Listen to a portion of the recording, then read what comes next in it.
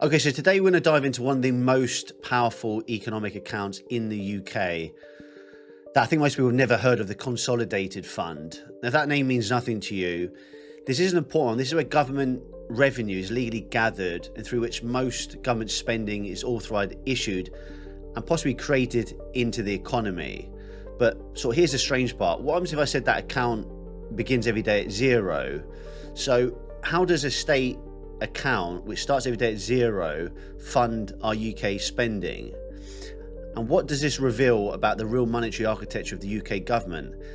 This is where state spending and taxation really begins.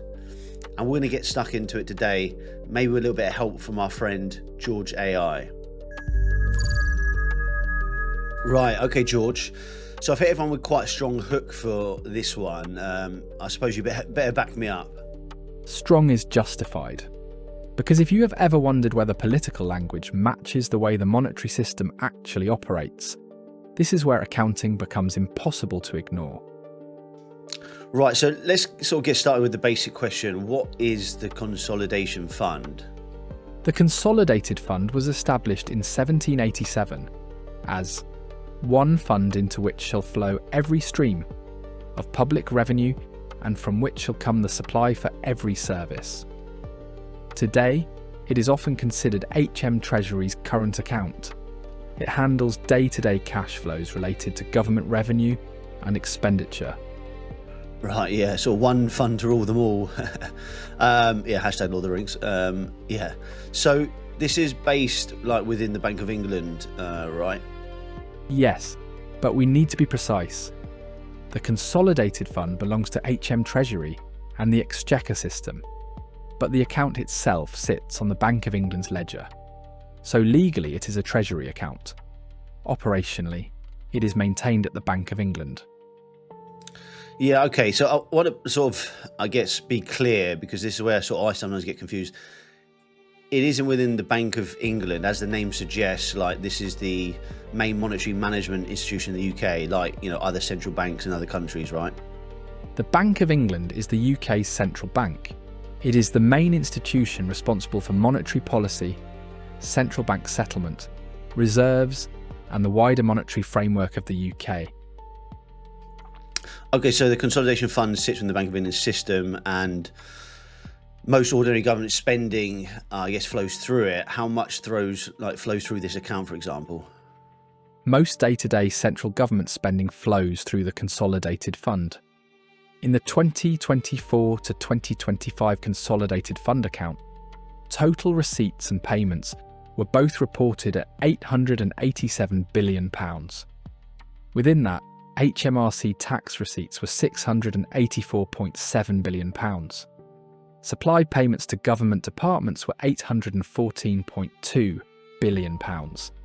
And the fund also received £151.2 billion from the National Loans Fund to cover the deficit where receipts were not enough to meet payments. Yeah, so I guess a recap for anyone who haven't followed any episodes, the National Fund was referring to the deficit where governments borrow, so that's their lending account. Okay, so now we have two key accounts that handle government, monetary infrastructure: the Consolidation Fund that handles ordinary payments from government spending and revenue, and the National Loans Fund that handles government borrowing, debt, effectively lending and financing the gaps, I guess. So Treasury says National Loans Fund, I think, was established as a separate revenue, and expenditure from government borrowing. I guess that's the idea. So I guess back to the Consolidation Fund.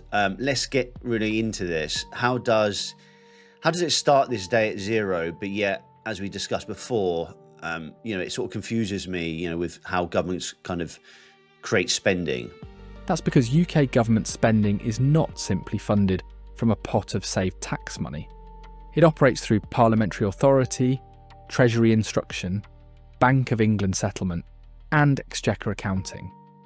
In that sense, state spending is a form of parliamentary credit creation.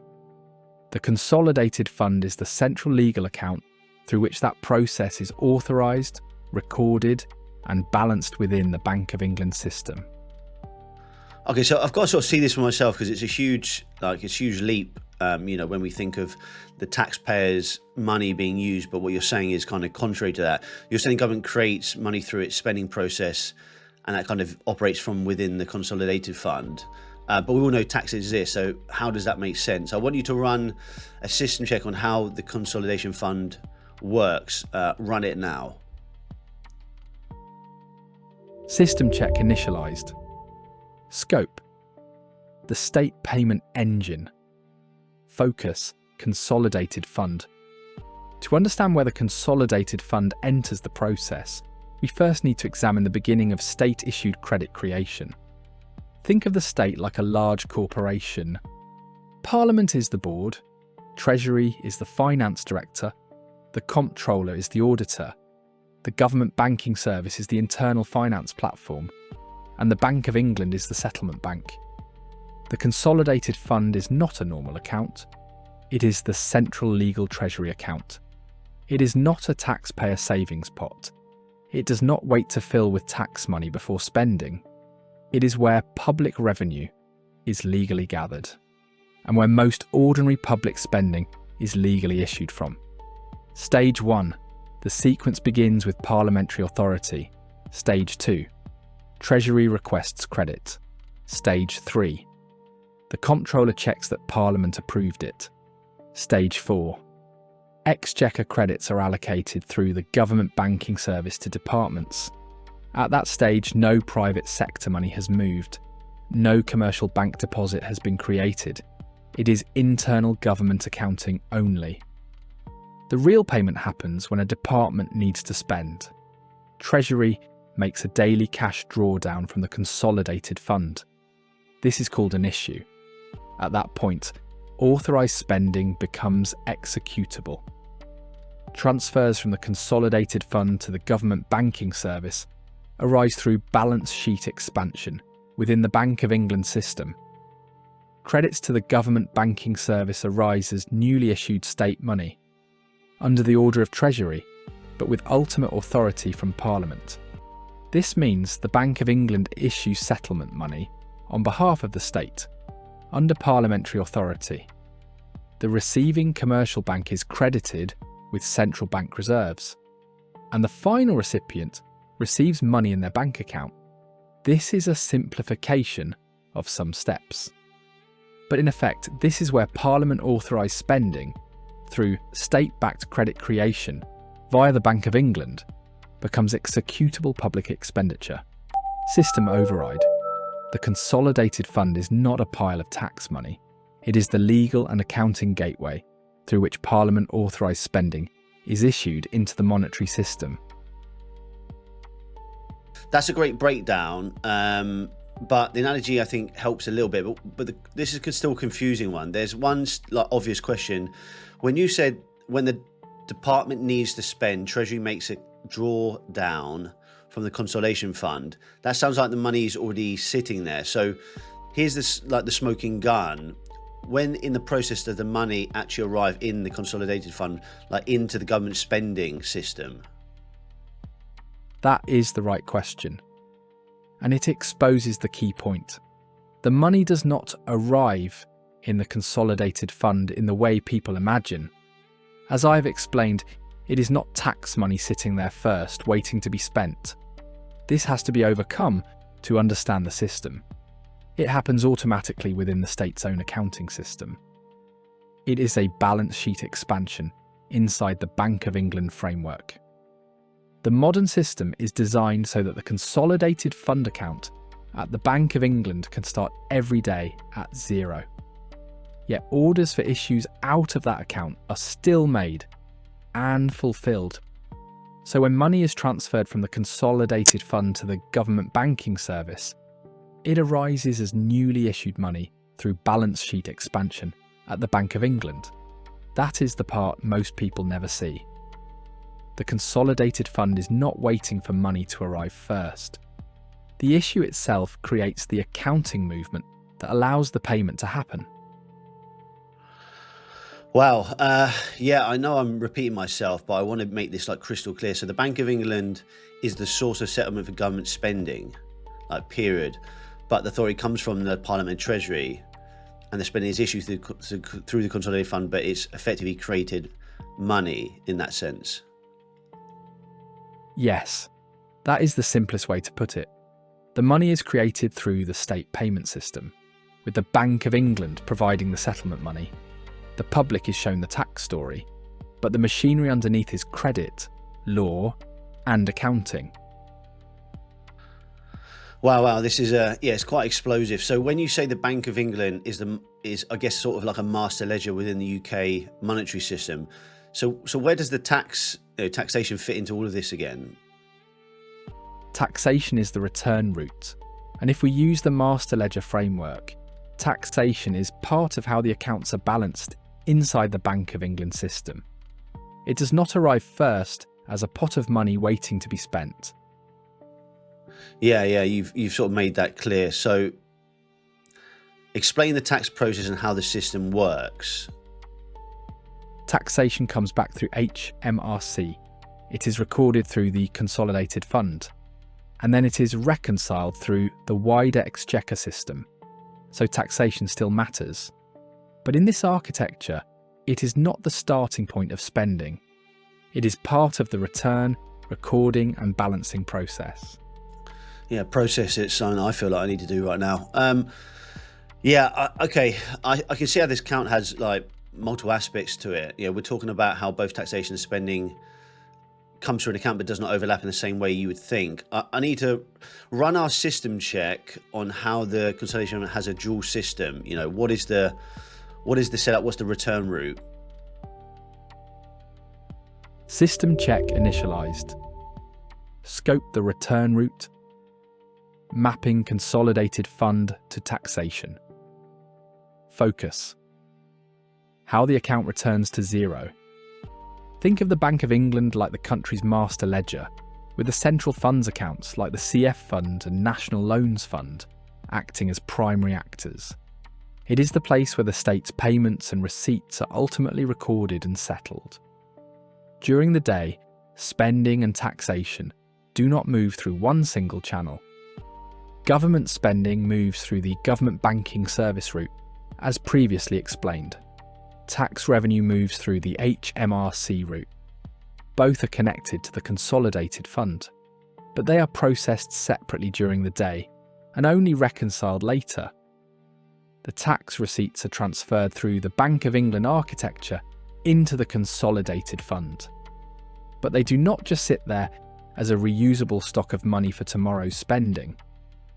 At the end of the day, the exchequer sweep takes place. This is the balancing process.